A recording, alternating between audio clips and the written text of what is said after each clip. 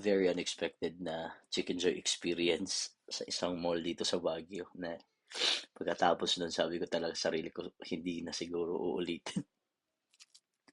Puta ina nakakatakot na nakakaba at the same time. Um, may isang mall dito sa Baguio. Hindi siya ganun kalaking mall, pero may mall sa pangalan niya. Yun. Ah, may binili ako doon. So, of course, nasa labas tayo. Buksan natin yung grinder, 'di ba? So, grinder ako. So, may mga nakaka-chat ako na nasa loob din ng mall. Kasi may apat na palapag yung mall eh.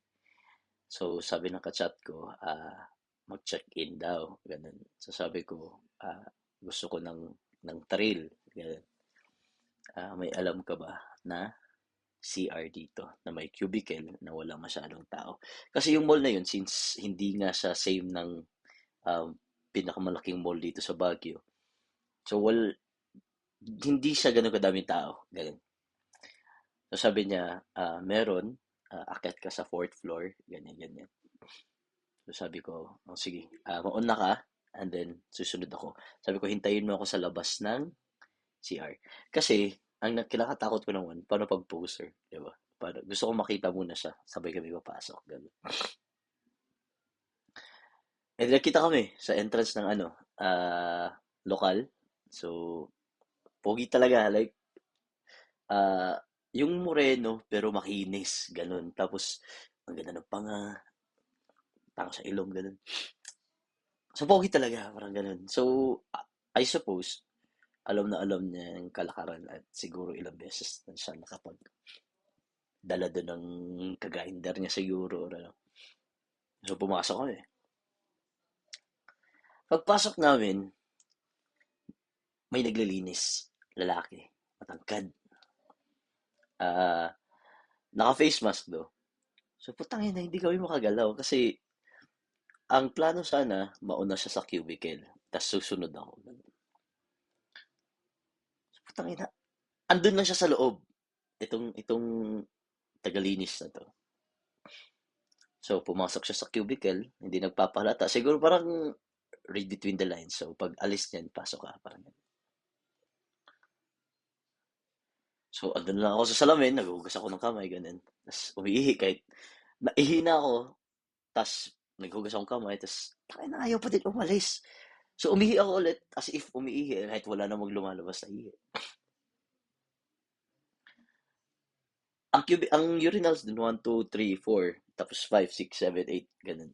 So, dito ako sa pangalawa. Doon bakante yung lahat.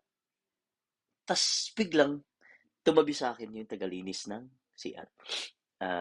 Umiihi din siya.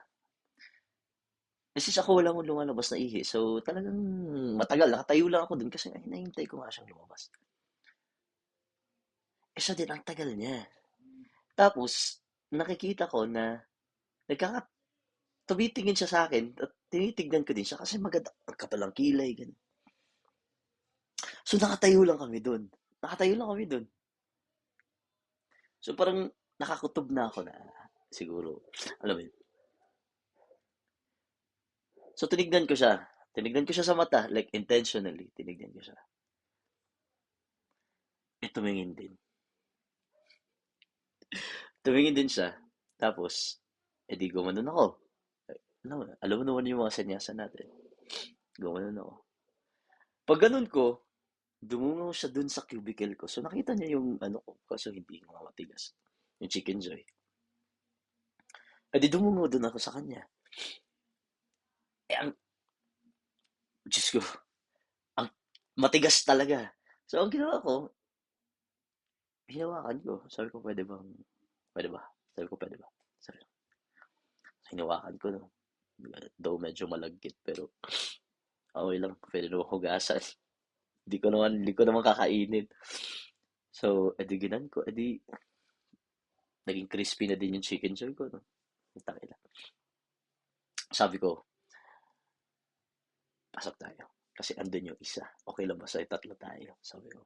Tapos sabi niya, hindi pa daw niya na-experience. Pero sabi ko, saglit lang yun. Sabi ko, saglit lang. Eh di pumasok kami tatlo dun sa cubicle. Tatlo na kami sa loob ng cubicle. Putang ina.